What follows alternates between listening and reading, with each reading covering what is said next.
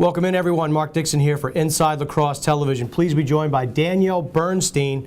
She is the editor of ILWomen, ILWomen.com. This is the first edition of the ILWomen update. And with the 2013 season right around the corner, we're going to tackle some topics and get into some information here. First topic, Danielle.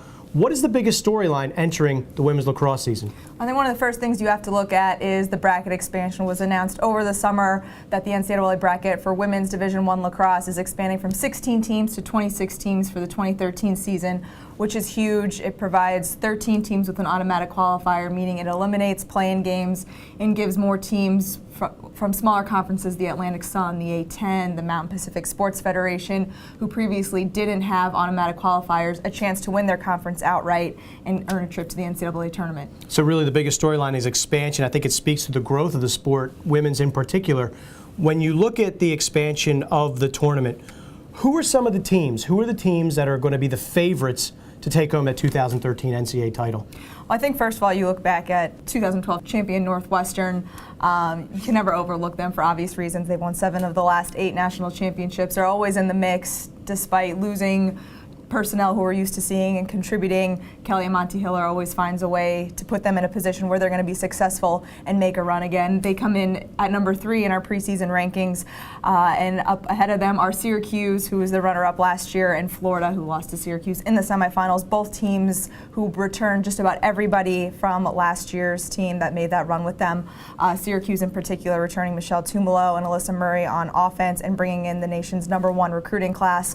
Florida, that #1 recruiting class, entering as freshmen, are now seniors. Leadership, athleticism, and speed all the way up and down the field. I think those 2 teams will also be in the mix again. On the Gators, their first ever national semifinal appearance a year ago, returning a ton. So you got those top 3 that are in the mix, the usual suspects, if you will. Who are some of the dark horse teams that we could see championship weekend in Philadelphia?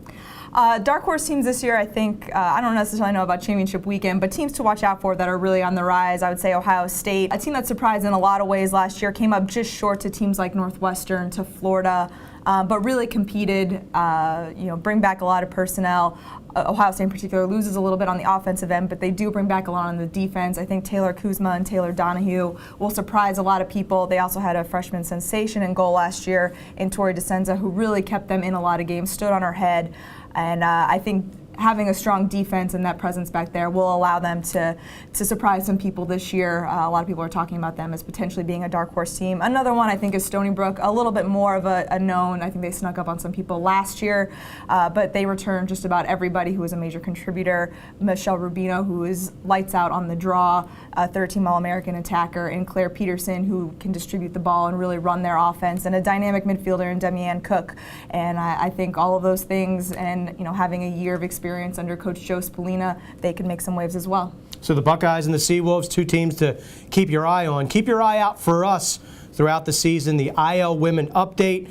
Danielle Bernstein, you can follow her on Twitter as well as ILWomen. Always visit ILWomen.com. We've got all your information for the 2013 women's lacrosse season.